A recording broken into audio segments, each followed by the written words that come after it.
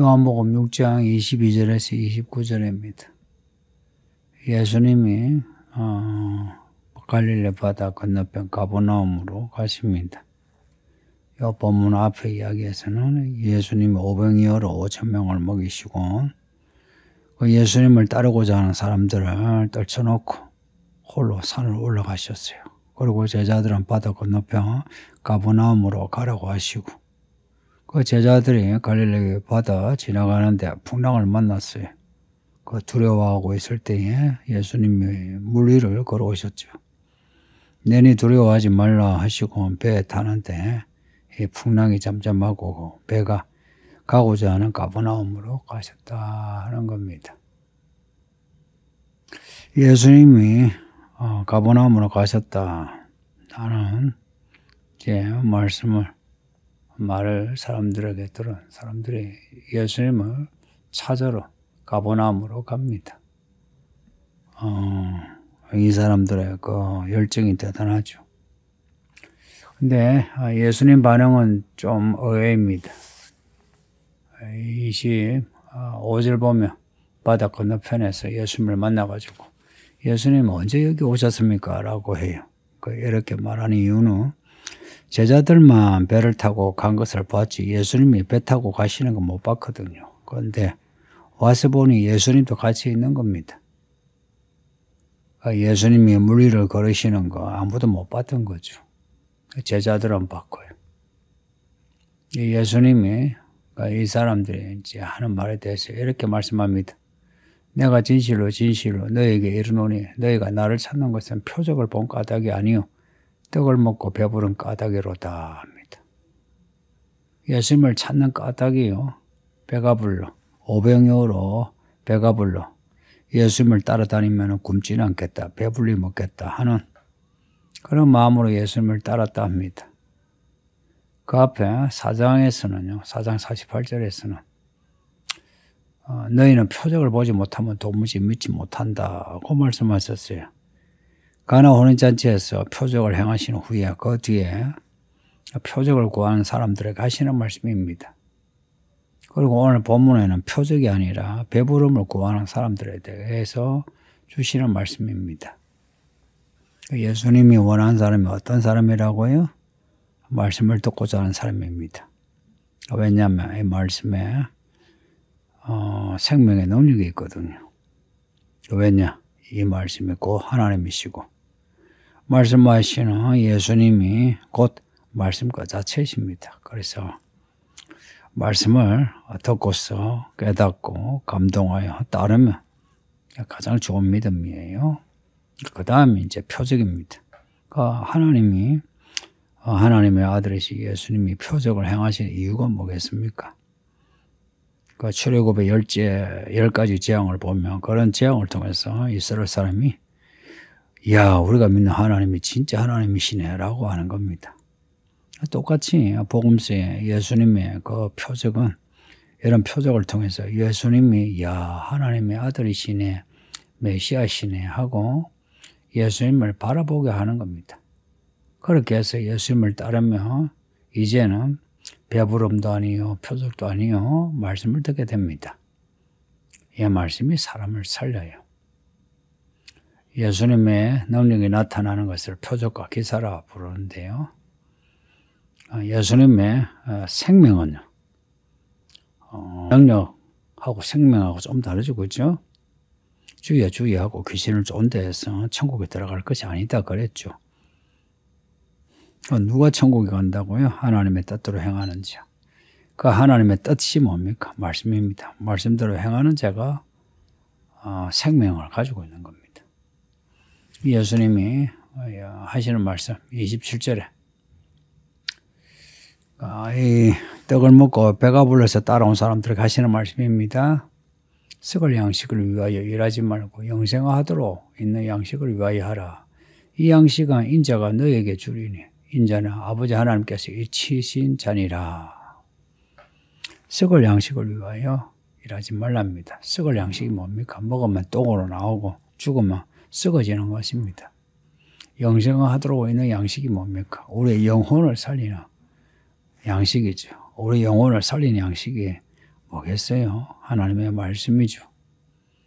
우리가 살아가는데 또 돈을 벌기 위해 일을 하죠. 또 돈을 벌어서 뭐 쓰죠. 썩을 것을 위하여 일하지 말고 썩을 것을 위하여 돈을 벌어 쓰지 말라는 겁니다. 영생하도록 있는 것을 위하여 일을 하고 영생하는 일을 위하여 돈을 써라 하는 겁니다.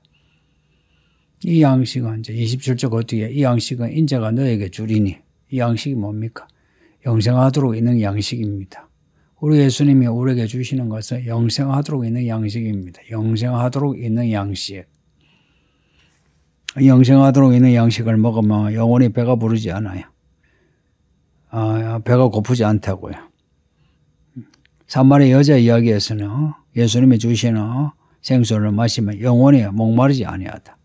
오늘 말씀에는 예수님이 주시는 양식을 먹으면 영원히 배고프지 않다는 겁니다. 그것을 예수님이 우리에게 주신답니다. 우리 예수님이 누구시냐? 아버지 하나님께서 인치신 자라. 아버지 하나님이 사랑하시고 기뻐하는 하나님 아들이요 사람입니다. 예수님이 이런 말씀하실 때 이 말씀을 듣는 사람들이 예수님 말씀을 이해했을까? 이제 뒤에 이들의 그 대화를 보면 전혀 이해를 하지 못한 것 같습니다. 여러분은 어때요?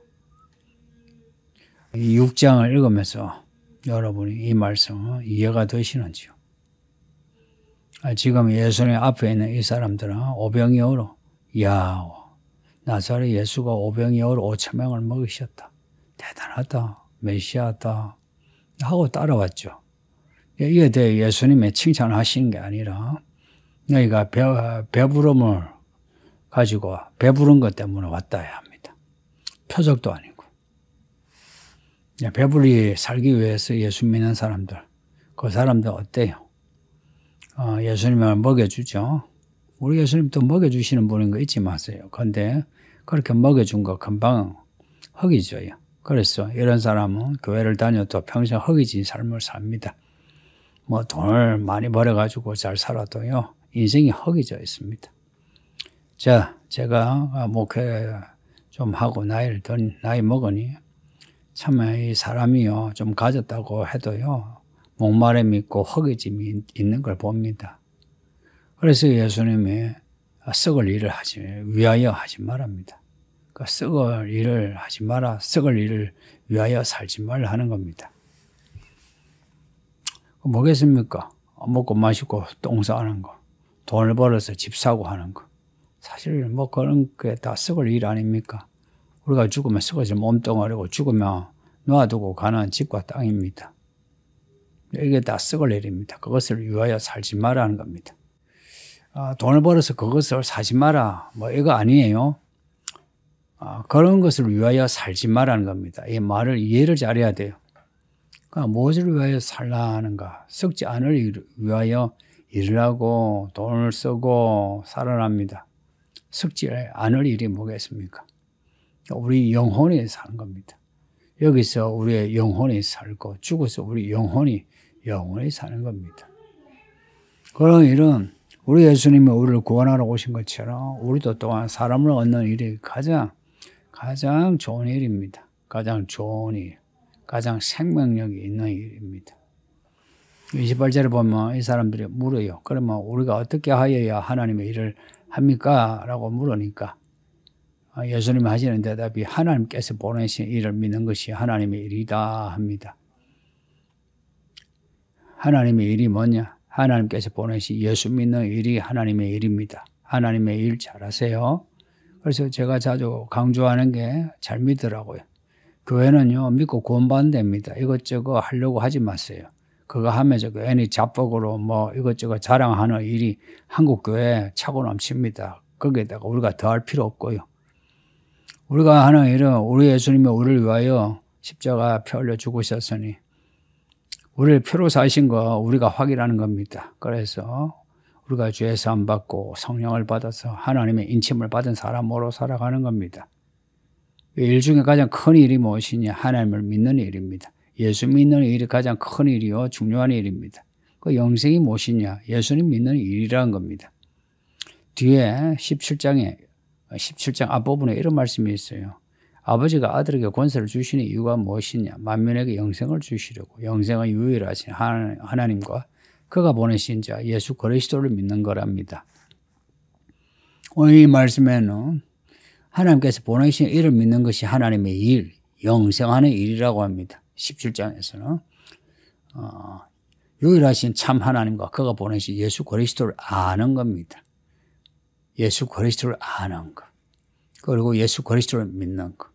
성경에서는 믿음과 알, 이 지식은 다르지 않습니다. 예수님을 믿는다면 예수님을 알아가야 하고요. 그리고 예수님을 믿는다는 것은 아버지 하나님을 믿는 것이고요. 그러면 우리에게는 이미 영생이 있습니다. 지금 여러분은 어떤가요? 정말로 영생이 있다면 영생은 목마름이 없는 하나님이 해결시켜주는 하나님이 배부르게 해주는 하나님 하늘에서 주시는 양식입니다. 그 양식을 가지고 있나요? 그 양식을 가지고 있는 사람은 인생을 참 넉넉하게 살겠죠. 그죠? 아동바동 살지 아니하고 넉넉하게 산다는 거. 뭐 돈이 넉넉하다는 거하고 좀 다른 의미인 거 아시죠? 그 영혼이 의와 평강 희락이 있는 그런 사람입니다. 누가요? 하나님께서 보내신 이를 믿는 사람요. 그러니까 우리가 알아야 할 것은 하나님께서 보내신 이를 믿는 이 믿음의 내용입니다. 이 믿음의 내용을 지금 계속해서 배우고 있는 중입니다. 잘 배우세요. 잘 배우셔서 우리의 믿음이 헛되지 아니하고 정말 하나님이 우리에게 보시기에 좋은 영생을 받기에 부족함이 없는 그런 믿음의 사람들 되시기를 예수 이름으로 축복합니다. 아버지 하나님 감사합니다. 오늘도 주의 말씀 읽고 들었으니 우리 모든 사람들이 다 이 말씀대로 예수님이 우리에게 주시는 생명의 구주이신 거 믿고 예수님이 주시는 모든 말씀을 받아들이게 하사 다 영생하게 하소서. 이 땅에 헛된 것을 위하여 살지 않게 하시고 썩어지지 아니하는 영생하는 것을 위하여 살아갈 수 있게 하옵소서. 부디 분별하여 살 수 있도록 지혜를 주시기를 원하오며 예수님 이름으로 기도하옵나이다. 아멘.